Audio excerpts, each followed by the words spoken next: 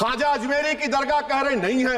अरे सर, एक लड़का था साबिर मलिक बंगाल का, मार के पीट कर मार दिया गया। क्यों? क्योंकि उसने बीफ खाया, बाद में मालूम हुआ नहीं खाया। अरे सर, अगर मैं इस पार्लियामेंट में खोद दूं, इसमें गड़ा कर दूं, तो खाने जहां का हिस्सा मिलेगा तो मेरी हो जाएगी। ये सोचकर यही मंदिर मस्जिद भी दंग हैं कि हमें खबर भी नहीं और हमारी ही जंग है। हे हाय हेलो नमस्ते जी, सत श्री अकाल, अस्सलामु अलैकुम। मैं निधि शर्मा इंडिया से, और इंसानियत को शर्मसार कर देने वाली घटनाएं हमारे देश में हो रही है, या मैं यूं कहूं कि रची रचाई साजिशें सरकार के जरिए हिंदू मुस्लिम को बांटने वाली गंदी तकनीकें हमारे इस महान देश भारत में हो रही हैं। कहने को तो हमारा इंडिया सेक्युलर है, पर अगर आज मैं खुल करके कहती हूँ कि मैं सेक्युलर हूँ, तो ढेर सारे अंधभक्त टारगेट करने लग जाते हैं कि ये हिंदू विरोधी है। अगर मैं ये कहूँ कि मैं कांग्रेस को सपोर्ट करती हूँ, या मैं इंडिया अलायंस को सपोर्ट करती हूँ, या मैं असदुद्दीन ओवैसी साहब की जो पार्टी है all India Majlise Ittehadul Muslimeen AIMIM को सपोर्ट करती हूँ, तो फिर तो जो बवाल होता है। धार्मिक बातें जब एक आम इंसान करता है तो बहुत अच्छा लगता है, या जब कोई मौलवी साहब या पंडित जी करते हैं तो बहुत दिल को सुकून मिलता है। पर वही धार्मिक बातें अधार्मिक तौर तरीके से जब नेता लोग करने लग जाते हैं ना, तो देश टूट जाता है। और इस निंजा टेक्निक के साथ मोदी जी फ्लरिश कर रहे हैं, हिंदू मुस्लिम का बंटवारा कर रहे हैं, और उसी पर असदुद्दीन ओवैसी साहब ने पार्लियामेंट को हिला दिया है। आज अजमेर दरगाह शरीफ में जो सर्वे होने जा रहा है, उस पर उन्होंने चर्चा करी है। अरे चर्चा क्या करी है, असलियत पूरे देश के सामने बयां कर दी है। मॉब लिंचिंग, जब गीदड़ों की भीड़ इकट्ठी होकर के एक मासूम इंसान को मार देती है, उस पर भी असद सर ने आवाज उठाई है। तो भारत के एक जिम्मेदार नागरिक होने के नाते ये वीडियो देखना बेहद जरूरी है। और संभल के जो MP हैं, उनका भी स्पीच आज पार्लियामेंट के अंदर हम सुन लेंगे। जियाउर रहमान साहब ने वहां की दर्द भरी दास्तां बड़े दुख के साथ, आक्रोश के साथ सुनाई है। तो वीडियो के एंड तक बने रहिएगा। मार्जिनलाइजेशन जो मुसलमानों का हो रहा है 75 साल से, वो चलता रहेगा। सर, जब पार्लियामानी जमहूरियत की कामयाबी किस बुनियाद पर होती है? पार्लियामानी जमहूरियत की कामयाबी का पैमाना मैं आपको बताता हूं। एक लड़का था साबिर मलिक बंगाल का, मार के पीट कर मार दिया गया। क्यों? क्योंकि उसने बीफ खाया, बाद में मालूम हुआ नहीं खाया।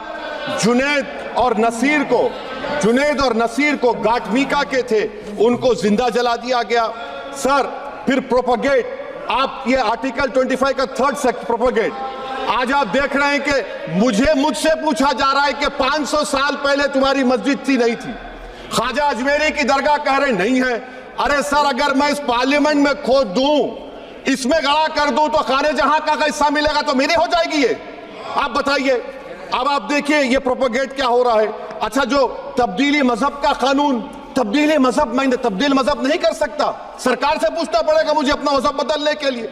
अगर अंबेडकर आज जिंदा होते तो बाबा साहब को भी कहते कि आप जाकर परमिशन लो, तब मजहब बदलना पड़ेगा आपको। ये हालात आज यहां पर पैदा हो चुकी है। सर, आर्टिकल 26 देखिए, it gives religious denomination the right to establish and maintain institution for religion charitable.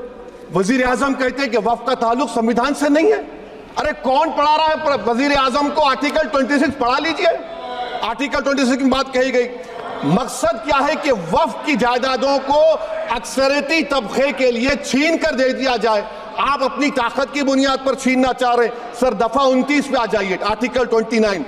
Language का, जबान का तहफ़्फ़ुज़ है, उर्दू को खत्म कर दिया गया। वो उर्दू जिसके हमारे मुजाहिदीन आजादी ने नारा दिया था, इनकलाब जिंदाबाद का, उस जबान को आप खत्म कर रहे हैं। कल्चर, आप कल्चर की बात इनसे पूछ लीजिए, वो बोलेंगे नहीं, हमारा जो कल्चरल नेशनलिज्म है वो कल्चरल नेशनलिज्म नहीं है बीजेपी का, वो कल्चरल नेशनलिज्म आला जात का, हिंदुत्व का नेशनलिज्म है, जो भारत के इंडियन नेशनलिज्म से बिल्कुल मुख्तलिफ है।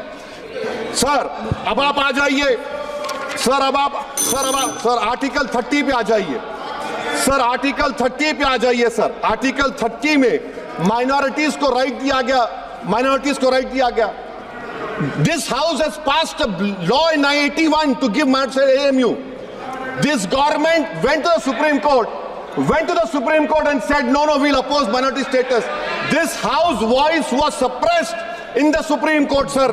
That is why I say that the executive has argued contrary to the Parliament. Saying of Obviously, please conclude. And lastly, sir, just now Ravi Shankar Prasad has quoted a book. In that book, there's a Tipu Sultan also. Okay. That is, sir, I'm concluding by reciting a share. On this I conclude, sir. Nisar में तेरी गलियों के वतन के जहां चली है रस्म के कोई ना सर उठा के चले, जो कोई चाहने वाला तवाफ को निकले नजर उठा के चले। सर हम जिस्म व जान बचा के चले, बहुत है जुल्म दस्ते बहाना के लिए। सर हम जो चंद अहले जुनू तेरे नाम लेवा है, इख्तिदार की कुर्सियों पर बैठने वाले जो लोग थे और है वो इंटेलेक्चुअली डिसऑनेस्ट है। संविधान सच्चा है। जय भीम आइन जिंदाबाद। में कहा कि हमारे सल्लल्लाहु अलैहि वसल्लम की शान में गुस्ताखी करता है, उनके खिलाफ कोई कार्रवाई नहीं। मेरे पास समय कम है, इसलिए तेजी के साथ में मुझे बोलना पड़ रहा है। माननीय सभापति महोदय जी, ये सवाल बंटवारे का नहीं बल्कि हम वतनों के लिए, जिनका ज़मीर मर गया है उनके ज़मीर को जिंदा करने के लिए है। हम चाहते हैं इस देश की आज़ादी, हमारी देश की सभापति जी, बस मैं अपनी बात खत्म कर रहा हूँ, 1 मिनट। हमारी देश की आज़ादी के लिए मैं ये कोई बंटवारे की बात नहीं कर रहा, लेकिन हमारे मुस्लिम और हिंदू समाज सब लोगों ने मिलकर के इस देश को आज़ाद कराने का काम किया था। आज उनके साथ ज्यादती क्यों की जा रही है? हम लोग अपने इस मुल्क के अंदर मजबूरी से नहीं रुके, बल्कि हम जो है अपनी मर्जी से रुके थे। हमारी मुल्क को आज़ाद कराने में हजारों लाखों मुसलमानों ने शहीद हुए थे। माननीय सभापति जी, कॉन्क्लूड कर रहा हूँ, सिर्फ राजकुमार सिंह,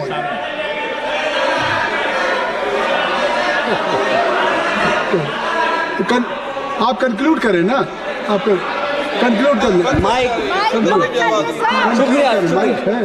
शुक्रिया माननीय सभापति जी। मैं एक मुस्लिम और अल्पसंख्यक रहनुमा के तौर पर मैं अपनी बिरादरी के लिए खास हक के मुताबिक नहीं करता। मैं सिर्फ ये चाहता हूँ कि आईना के बाद संविधान के मुताबिक हर नागरिक के लिए जो वादा किया गया उसे पूरा हो, हुकूमत से कमजोर की हिफाजत को यकीनी बनाए और नफरत फैलाने वालों को सजा दे। और मैं अपनी बात इस शेर के साथ खत्म करना चाहता हूँ, जो कि हबीब जालिब का शेर है। ऐसे जुल्म सुबह बेनूर को मैं नहीं मानता, मैं नहीं जानता, मैं भी खाइफ नहीं तख्ताए दार से, मैं भी मंसूर हूं कैदो अगयार से, क्यों डराते हो जिंदान की दीवार से, जुल्म की बात को जहल की रात को मैं नहीं मानता, मैं नहीं जानता। श्री राजकुमार संगवान जी, एक बात मुझे बताइए आप कि जब भी ऑपोजिशन बोलता है तो पर्पसली माइक को ऑफ क्यों कर दिया जाता है? मैंने राहुल गांधी जी के साथ ये होते देखा है, असदुद्दीन ओवैसी जी के साथ ये होते देखा है, अखिलेश यादव जी के साथ ये होते देखा है, और आज जियाउर रहमान जी के साथ भी ये होते देख लिया। And sorry I forgot, Imran Pratapgarhi साहब के साथ भी ऐसा होते देखा है। ये माइक जब भाजपा के नेता बोलते हैं तब तो कभी ऑफ नहीं होता, तब तो स्पीकर साहब भी जो होते हैं ना, वो बड़े मिठिया रहे होते हैं, चापलूसी कर रहे होते हैं। स्पेशली ओम बिरला साहब की मैं बात कर रही हूँ। आपने तो देखा होगा ना उनका वो partiality, discrimination. How can he do this? उस चेयर का अपमान कर रहे हैं, संविधान का अपमान कर रहे हैं ऐसा पक्षपात करके। और सलाम है देश के इन धाकड़ नेताओं को जो असलियत में असल मुद्दों पर बोल रहे हैं, अल्पसंख्यकों का साथ दे रहे हैं। मुझे तो ताज्जुब इस बात का भी होता है कि योगी जी ऐसे कोट्स लेकर के आते हैं, कोट्स नहीं कहूंगी, नारेबाजी लेकर के आते हैं कि बटेंगे तो कटेंगे। चलो सही बात है भाई, एकता में ही सारी शक्ति है, पर वो एकता सर्व धर्म के लोगों के लिए होनी चाहिए ना, या फिर सिर्फ एक धर्म के लोगों को एक हो जाना चाहिए और बाकी सब लोगों को सेपरेटेड रहना चाहिए? योगी जी का तो यही कथन है कि सिर्फ हिंदू अगर एक हो जाएंगे तो सेफ रहेंगे और बटेंगे तो कटेंगे। कौन काटने आ रहा है हमको? ये नेता लोग ही काटेंगे और कोई नहीं। इस नारे के साथ सपोर्ट किया जा रहा है बांग्लादेश के हिंदू भाइयों को। ताज्जुब इस बात का भी होता है कि देश के अल्पसंख्यक अब सेफ नहीं हैं, पर हम पड़ोसी मुल्क के अल्पसंख्यकों को बचाने निकले हैं, और बचा उनको भी नहीं पा रहे हैं। जितना वहाँ पे हो नहीं रहा है उससे 10 गुना ज्यादा इधर हाइप बना दी गई है, और इस हाइप की वजह से बेचारे हमारे हिंदू भाई वहाँ पे और परेशान होंगे, ये तय है। खैर, अब इस मुद्दे पर अगर हम ज्यादा बोलते हैं तो हम पर भी बहुत सारी उंगलियां उठने वाली हैं, पर उसकी परवाह ना करते हुए सच का साथ देना हमारा फर्ज है। और इस फर्ज को भूल करके गोदी मीडिया के एंकर्स सो कॉल्ड पत्रकार, क्योंकि असली जर्नलिज्म को तो वो दूर मेले में छोड़ आए हैं। उम्मीद है एक दिन उनको भी अपनी सच्ची पत्रकारिता याद आ जाए। फिलहाल के लिए मैं आपसे लेती हूँ इजाज़त। उम्मीद करती हूँ कि इस वीडियो से बूंद बराबर डिफरेंस तो हम इस दुनिया में लाए होंगे हमारे देश के लिए, तिनका बराबर कंट्रीब्यूशन तो हमने किया होगा। आप सच्ची मीडिया को हमेशा फॉलो करते रहिएगा। यूट्यूब पर आज़ाद पत्रकार हैं, आपको मालूम है ना, रवीश कुमार जी हैं या प्रज्ञा मिश्रा जी, अभिसार शर्मा जी, साक्षी जोशी जी, ये सब। और आप जब इनको देखेंगे ना तो आपको और ज़्यादा ऐसे सच्चे पत्रकार रिकमेंड होने लगेंगे। तो प्लीज़ रियल जर्नलिस्ट्स को देखिए, कभी भी गोदी मीडिया को मत देख लेना। Mainstream media nowadays it sucks. चलिए फिलहाल के लिए मैं आपसे लेती हूँ इजाज़त। ख्याल रखिएगा अपना और अपने सभी घर वालों का। खुश रहिएगा, जिंदाबाद रहिएगा।